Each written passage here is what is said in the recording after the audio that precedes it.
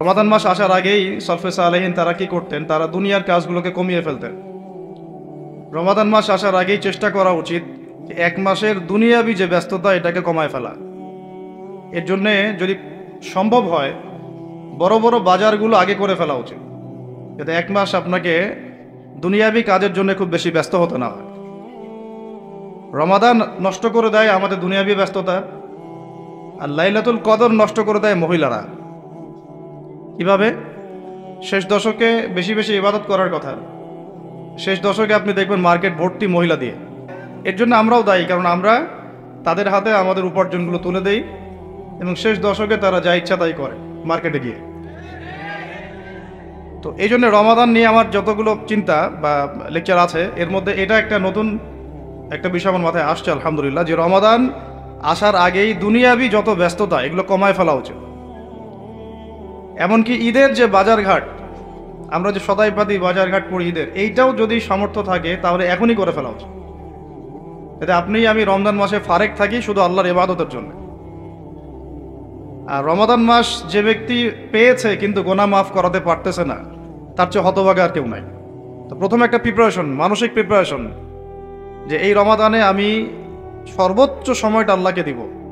এই রমাদানে যেন আমার এক ওয়াক্ত নামাজও না ছুটে যায়। এরপরে আমি চেষ্টা করব রমাদান মাসে জামাতে নামাজ পড়ার জন্য, যেটা আমরা অনেকে অনেক সময় করি না বা করতে পারি না। আল্লাহ পাক আমাদেরকে করার তৌফিক দান করেন। পাখি যেমন সন্ধ্যাবেলা বাসায় ফেরে, ঠিক এইভাবে রমাদান মাসে আমরা আল্লাহর কাছে ফিরবো ইনশাআল্লাহ।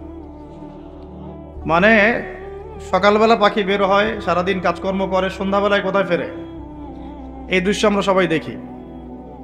তো রমাদান মাস আসে, বছরে আমরা বিভিন্ন দিকে চলে গেছি। কেউ নামাজ আগে পড়তেন, এখন বেনামাজি হয়ে গেছে। কেউ রমজানে ভালো ছিলেন গত রমজানে, এখন আবার আস্তে আস্তে ইমানের হালত কমে গেছে, আমল কমে গেছে। রমাদান মাসটা আসে যাতে আমরা ওই পাখিদের মতো আবার আল্লাহর কাছে ফিরে আসি। তো এই এক বছর আমরা এদিক ওদিকে চলে গেছি, তো রমাদান মাস এসেছে আল্লাহর কাছে ফিরে আসার সময়। আল্লাহ পাক আমাদেরকে রমাদান মাসটাকে সর্বোচ্চভাবে কাজে লাগানোর তৌফিক দান করে নেন। দ্বিতীয় কথা হচ্ছে, রমাদান মাসের উদ্দেশ্য হচ্ছে তাকওয়া অর্জন করা। আপনারা যদি সূরা বাকারা পড়েন, প্রথম আয়াতটাই লেখা আছে কুতিবা আলাইকুমুস সিয়াম কামা কুতিবা আলাল লাযিনা মিন ক্বাবলিকুম লাআল্লাকুম তাত্তাকুন। লাআল্লাকুম তাত্তাকুন মানে রমাদানের সওমটা তোমাদের উপর ফরজ করা হয়েছে, ঠিক পূর্ববর্তী উম্মতের উপরেও ফরজ করা হয়েছিল, তোমাদের উপর নতুন নয়, যাতে করে তোমরা তাকওয়া অর্জন করতে পারো বা তাকওয়া অবলম্বন করতে পারো। তো এটার ব্যাখ্যা এর আগের লেকচারগুলোতে আমি বলেছি। এমনিতে রোজা রেখে আমরা কিন্তু কিছু খাই না, পান করি না, চুপ করে খেতে পারি, খাই না, চুপ করে পানি পান করতে পারি, করি না। করি না কেন? কারণ আমি ফিল করি বা আমরা উপলব্ধি করি যে আল্লাহ পাক আমাকে দেখছেন, কেউ না দেখলেও আল্লাহ আমাকে। এই উপলব্ধিটাই হচ্ছে আপনার আল্লাহ কনসিয়াসনেস বা তাকওয়ার একটা মানদণ্ড। যেটা আমরা হালাল ছেড়ে দিচ্ছি, খাবার হালাল ছিল ছেড়ে দিলাম, পানীয় হালাল ছিল ছেড়ে দিলাম, স্ত্রী সহবাস হালাল ছিল ছেড়ে দিলাম, শুধু আল্লাহর সন্তুষ্টির জন্য, রেজামন্দির জন্য, যে আল্লাহ পাক আমাকে দেখছেন, এটা করা যাবে না। কারণ আমি এখন সয়েম, রোজা আছে। এই যে চেতনাটা, এই চেতনাটা যদি আমাদের জীবনের অন্যান্য ক্ষেত্রগুলোতেও বাস্তবায়ন করা যায়, তাহলেই লাআল্লাকুম তাত্তাকুন এর হক আদায় হবে ইনশাআল্লাহ। ঠিক ওই চেতনা লাগবে আমার শিক্ষাক্ষেত্রেও। শিক্ষাক্ষেত্রে এমন কোনো শিক্ষা আমি অর্জন করতে পারবো না যেটা আল্লাহর বিরোধী, রাসূলের বিরোধী। কোনো শরীফ থেকে শরীফা চলবে না এখানে। কথা বোঝা যাচ্ছে কি? লাআল্লাকুম তাত্তাকুনের একটু ব্যাখ্যা বুঝি। কেন খাই না কেন? আল্লাহ দেখছেন। কেন পানি পান করি না? এটা ফিল করি তো। কেন স্ত্রী সহবাস করলাম না? আল্লাহ না করেছেন, রোজা ভেঙে যাবে। তিনটা হালাল ছিল না হারাম? হালালই ছেড়ে দিলাম। তাহলে ওই চেতনাটা আমার দরকার শিক্ষাক্ষেত্রেও। যখন আমি জ্ঞান অর্জন করব, এমন কোনো জ্ঞান অর্জন করা যাবে না যেই জ্ঞান আমাকে আল্লাহ এবং তার রাসূল থেকে দূরে সরাই দিবে। প্রথম যে ওহীটা আসছে জ্ঞান কেন্দ্রিক, ইকরা বিসমি রাব্বিকাল্লাযী খালাক, আমরা শুধু এখান থেকে একটা মেসেজ নেই যে ইকরা মানে আল্লাহ পাক পড়তে বলেছেন। আসলে পুরো আয়াতটাকে বুঝেন। আল্লাহ পাক তার নবীকে বলছেন ইকরা বিসমি রাব্বিকাল্লাযী খালাক, ইকরা আপনি পড়ুন, বিসমি নামে, রব্বিকা আপনার রবের, আল্লাযী খালাক যিনি সৃষ্টি করেছেন। ইকরা বিসমি রাব্বিকাল্লাযী খালাক, পড়ুন আপনার সেই রবের নামে যিনি আপনাকে আবার বলেন, পড়ুন আপনার সেই রবের নামে যিনি আপনাকে। তাহলে যেই জ্ঞান আমাদেরকে আল্লাহর দিকে নিয়ে যায়, স্রষ্টার দিকে নিয়ে যায়, সৃষ্টিকর্তার দিকে নিয়ে যায়, সেটাই হচ্ছে জ্ঞান, ওটাই হলো শিক্ষা। আর যে জ্ঞান আমাকে আল্লাহ থেকে দূরে সরায়, আমাকে এইটা শিখায় যে আমি বাইরে ছেলে ভিতরে মেয়ে মেয়ে লাগে, তাহলে এইগুলো জ্ঞান নয়, এগুলোকে বলা হয় জাহেলিয়া। কি বলা হয়? যেই জ্ঞান আমাকে সুদ খেতে শেখায়, এটা জ্ঞান না। যেই জ্ঞান আমাকে ধর্ষণের সেঞ্চুরি করতে শেখায়, এটা জ্ঞান না। যেই জ্ঞান আমাকে বিশ্ববিদ্যালয়ে হকি স্টিক নিয়ে মারামারি করতে শেখায়, এটা জ্ঞান না। যেই জ্ঞান আমাকে তাগুতের বিধান দ্বারা দেশ চালানোর জ্ঞান শেখায়, এটা জ্ঞান না। এগুলোকে বলা হয় এক বাক্যে জাহেলিয়া। কি বলা হয়? এটাই ছিল আবু জাহেলের যুগের সুন্নত। আবু জাহেলের যুগে এগুলোই চলতো। আবু জাহেলের যুগ মানে হচ্ছে ওই আইয়ামে জাহেলিয়া। আপনারা গালি দেন অনেকেই, একটা বর্বর জাহেলি যুগ ছিল। কিন্তু কেন আমরা জাহেলি যুগ বলি? কারণ ওই যুগেও শিরকের ছড়াছড়ি ছিল, যেটা এই যুগে আছে। ওই যুগেও সুদভিত্তিক অর্থনীতি ছিল, যেটা এখনকার যুগের সুন্নত, ফরজ। সুন্নত তো না, ফরজ। এখনকার যুগের ফরজ সুদভিত্তিক অর্থনীতি, এখনকার অর্থনীতির ফরজ। যে কোনো অর্থনীতির দিকে যাবেন, দেখবেন সুদ ছাড়া এখানে গতি নাই। সুদ ছাড়া নড়ার জায়গা নাই। আপনি নড়তে চাইলে আমাকে ধরে ফেলবে আপনাকে। এটা সেই যুগ যে সুদ থেকে আপনি বাঁচতে যাবেন, আপনার গায়েও সুদের ছিটাফোটা গিয়ে লাগবে। আপনি যদি বাঁচতেও চান, আপনার গায়ে গিয়ে লাগবে এগুলা। ওই আয়ামে জাহিলিয়াত মানে মাদক আর মাদক, ঠিক এই যুগের মতোই। আয়ামে জাহিলিয়াত মানে মেয়েদের মানহানি, অবমাননা, জেনা, ব্যভিচার, পরকিয়া, ধর্ষণ, অশ্লীলতা, বেহায়াপনা, বেপরদামি। এই যুগের এগুলো। এই যুগে নাই? আগের চেয়ে বেশি না কম? আয়ামে জাহিলিয়াত মানে গোত্রীয় হানাহানি, দ্বন্দ্ব, মারামারি, কাটাকাটি। এখনকার নাই যুগে। তো মূল কথা হচ্ছে এই জাহেলিয়াত, যেগুলো যারা আমাদেরকে জাহেলিয়াত শিক্ষা দেয়, এটাকে আমরা জ্ঞানের সংজ্ঞায় সংজ্ঞায়িত করতে পারি না। তো ইকরা বিসমি রব্বিকাল্লাযী খালাক এর অন্যতম একটা অর্থ এটাও যে জ্ঞান সেটাই যা আমাকে আমার রবের দিকে নিয়ে যাবে। সেটা জ্ঞান নয় যেটা আমাকে রব থেকে দূরে সরায় দেয়। তাহলে আমরা শিক্ষাক্ষেত্রে যখন থাকব, সেই জ্ঞান অর্জন করব যেই জ্ঞান আমাকে আল্লাহ এবং তার রাসূলের দিকে নিয়ে যাবে। যেই জ্ঞানটাই আমাকে আল্লাহ এবং তার রাসূল থেকে দূরে সরাবে, এটার নাম জ্ঞান না, এটার নাম কি? জাহেলিয়াত, মূর্খতা। এখন এখানে অনেক কথা, সব কথা মাহফিলে বলা যায় না, লম্বা করা যায় না। মূল কথাটা কি দেখেন, আমরা স্কুল পড়েছি, কলেজ পড়েছি, বিশ্ববিদ্যালয় পড়েছি, মাদ্রাসা পড়ছি, এখন আমরা তালেবে ইলম। এখন কথা হচ্ছে আমরা শরৎচন্দ্র, বঙ্কিমচন্দ্র সব পড়ে ফেলছি, ইংরেজি পড়ে শেষ করে ফেলছি, ফিজিক্স, কেমিস্ট্রি, বায়োলজি পড়ে শেষ করছি, ঠিক আছে? আমরা জিওপলিটিক্স, অর্থনীতি সব পড়ে শেষ করছি। এগুলো আমাদের সিলেবাসে ছিল তাই পড়েছি। কেন পড়েছি? কারণ সিলেবাসে ছিল। না পড়লে কি হবে? পরীক্ষা দিতে পারবো না। পরীক্ষা দিতে না পারলে কি হবে? সার্টিফিকেট আসবে না। সার্টিফিকেট না আসলে চাকরি হবে না। চাকরি না হলে বিয়ে শাদী হবে না। বিয়ে শাদী না হইলে জীবনটা বরবাদ। এই তো আমাদের ফিলোসফি তো এরকম, তাই না? নিজের পায়ে দাঁড়াইতে পারলি না তুই, নিজের পায়ে। এখন এই দুনিয়ার একটা ফিকির দিয়ে, চেতনাটা দিয়ে আমাদেরকে এই 10 থেকে 20 বছর এগুলো পড়তে হলো। আমরা পড়লাম।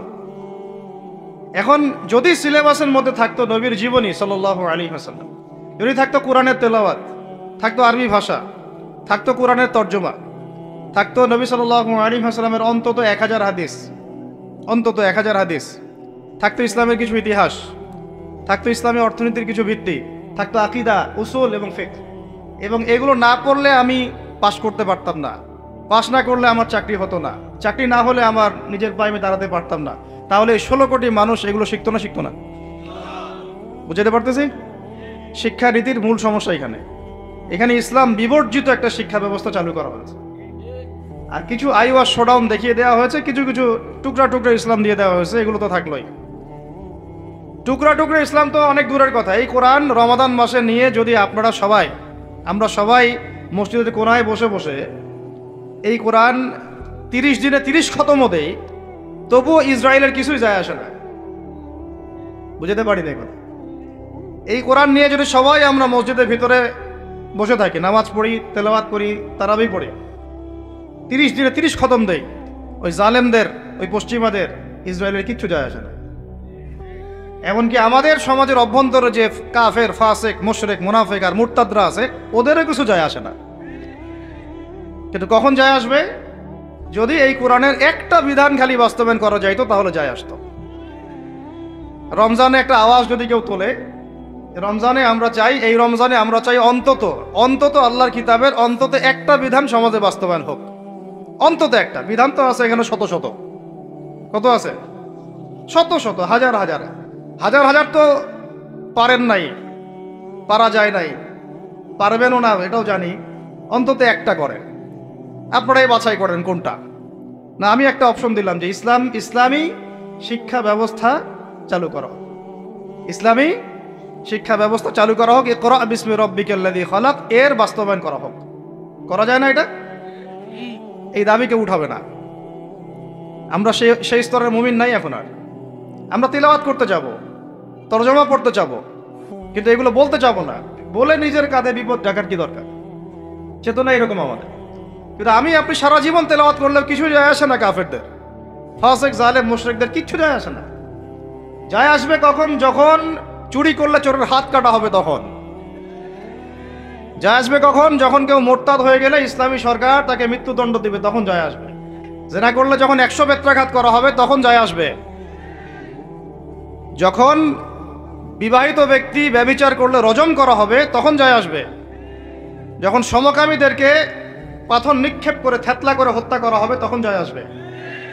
আর ট্রান্সজেন্ডার তো ওটা বাদ, ওইটা তো সমকামিতারও নিচের স্টেজ। সমকামীদেরকেই নবী সাল্লাল্লাহু আলাইহি ওয়াসাল্লাম বলেছেন, ইযা ওয়াজাদতুমুহুম, উলামায়ে কেরাম থেকে অনেকেই আছেন, আমি তাদের সামনে আসলে বক্তব্য দিতেও অনেক সময় খুব শাই ফিল করি।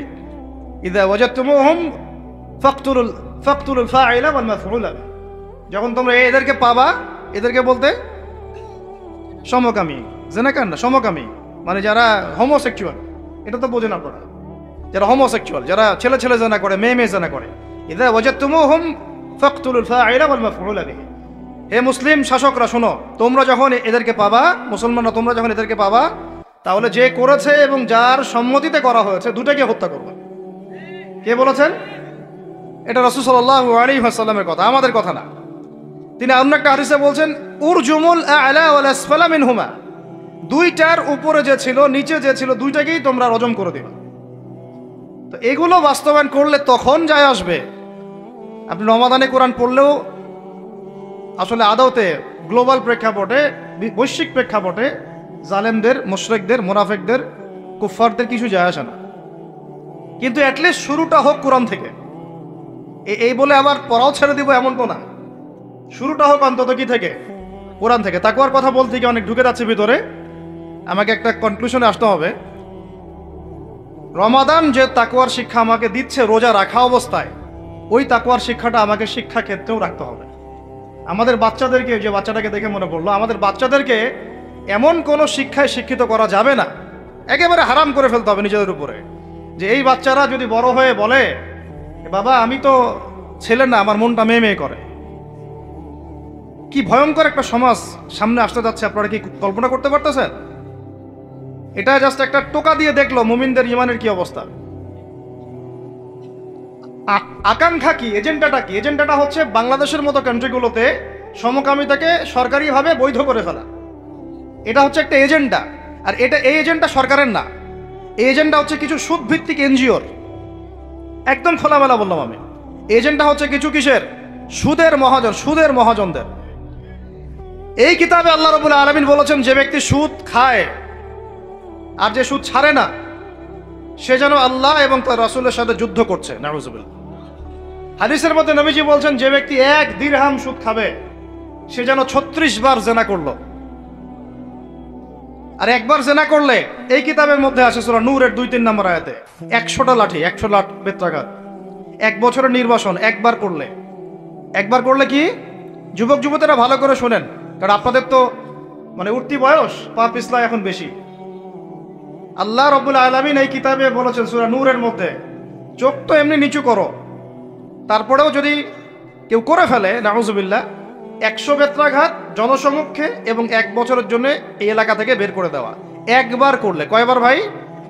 আর নবীজি বলছেন যে 1 দিরহাম সুদ যে খায়, সে 36 বার জেনা করলো।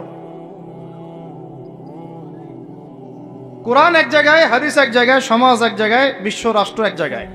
এগুলো লা ইয়াজতামিআন, এগুলো কখনো ম্যাচ করে না। এখন কথা জাস্ট বলার বলে দেই, কারণ আল্লাহর কাছে আমাদেরকে দায়মুক্ত হতে হবে, বা অ্যাটলিস্ট ওজোর পেশ করতে হবে যে আল্লাহ পাক আমরা বলেছি, শুনে নাই, মানুষ শুনে নাই, আমরা বলেছি। ওই হাদিসের কিতাবেই আছে, নবী সাল্লাল্লাহু আলাইহি ওয়াসাল্লাম বলেছেন, আপনারা সবাই হাদিসটা জানেন, আমি শুধু মনে করাই দিচ্ছি।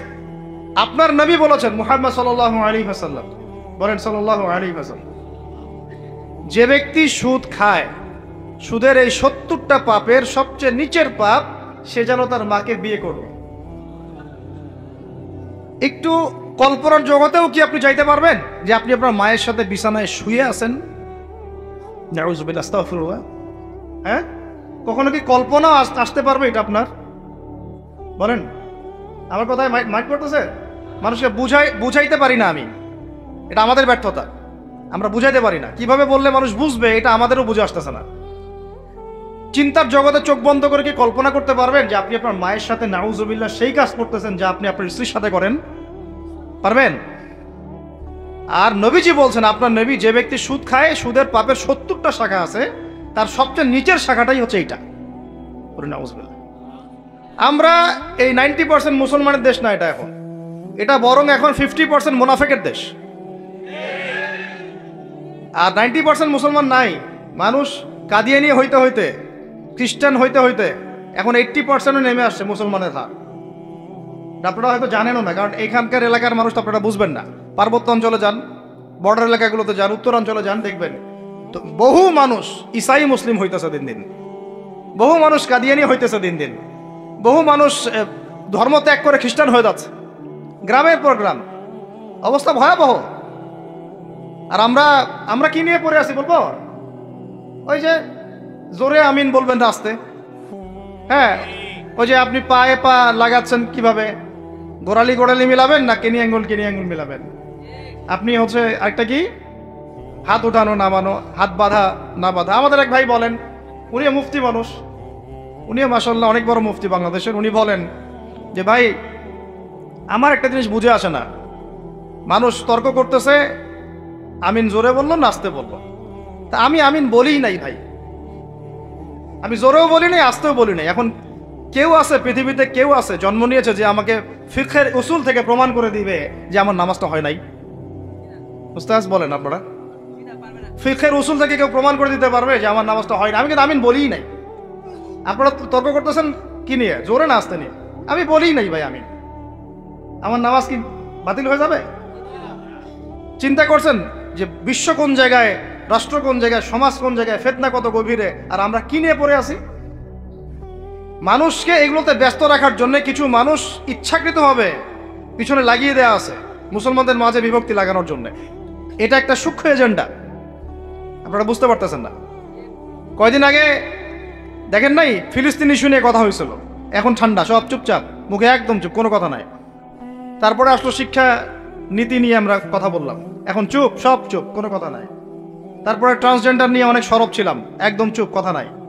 এখন আস্তে আস্তে অন্য মাসালা, এখন কথা হবে 8 টাকা আর 20 টাকা দিয়ে। ঠিক আছে, রমজান আসছে, রমজানে যে লাআল্লাকুম তাত্তাকুন, জীবনের সব ক্ষেত্রে তাকওয়া অর্জন করো, ওই শিক্ষা তো আপনি আলোচনায় আনবেন না, কারণ আপনাকে ব্যস্ত রাখবে 8 টাকা আর 20 টাকা। আর কিছু ফেসবুকের ইউটিউবার আছে, ওর দরকার ভিউজ, ও একজনের সাথে আরেকজনকে লাগাই দিবে। হ্যাঁ, একটা টাইটেল দিবে, অমুক আলেমের বিরুদ্ধে যা বললেন তমুক আলেম, আলেমে তখন একটা দ্বন্দ্ব, হ্যাঁ আমার ব্যাপারে এই কথা বললো, আমিও একটা কথা বলে দেই।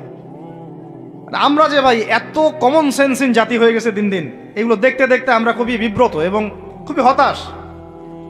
আল্লাহ রাব্বুল আলামিন আমাদেরকে বুঝদান করেন, এক গভীর বুঝদান করেন। আমি এইভাবে দেশের অবস্থা এইরকম, অর্থনীতির অবস্থা এইরকম, বিশ্বের অবস্থা এইরকম, সারা বিশ্বে মুসলমান মার খাচ্ছে। আর ফিলিস্তিনে গত 6 মাসে 40,000-এর বেশি মানুষকে মারা হয়েছে। আমি আজকে এটা নিয়ে রিসার্চ করতে গিয়ে দেখলাম যে ওখানকার পাদ্রীরা বলতেছে, ওখানকার যারা পাদ্রী, ইহুদি পাদ্রী যারা, এরা কত বদের হাড্ডি দেখেন।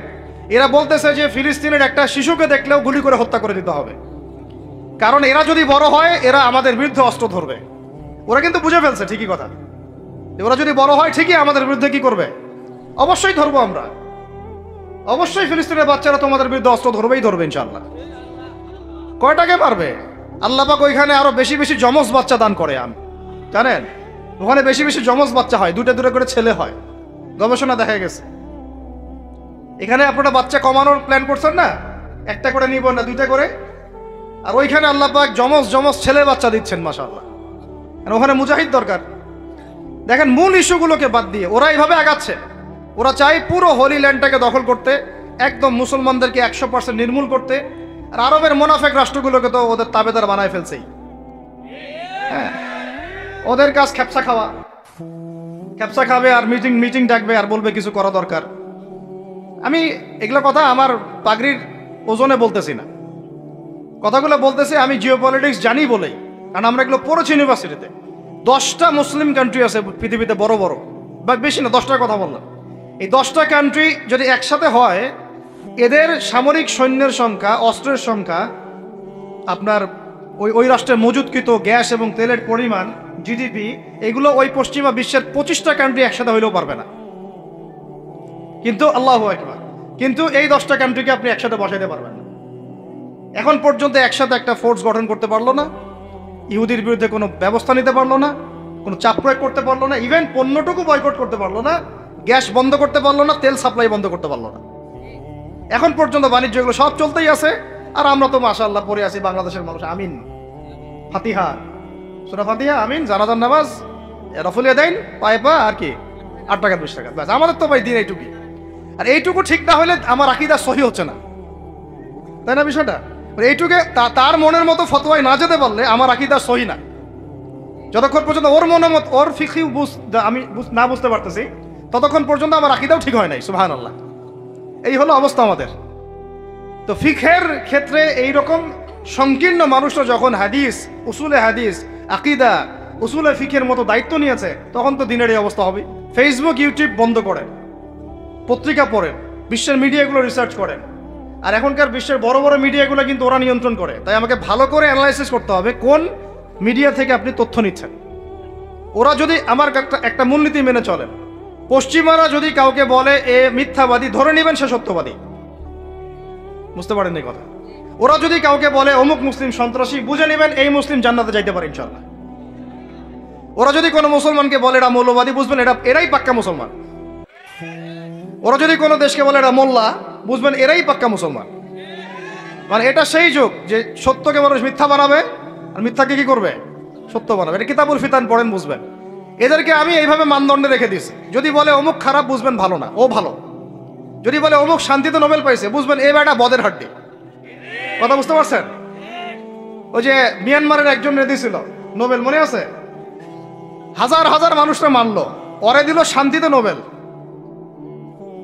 কি বুঝেন নাই? 1000টা মানুষকে মারার পরে ওকে দিল কিসে নোবেল?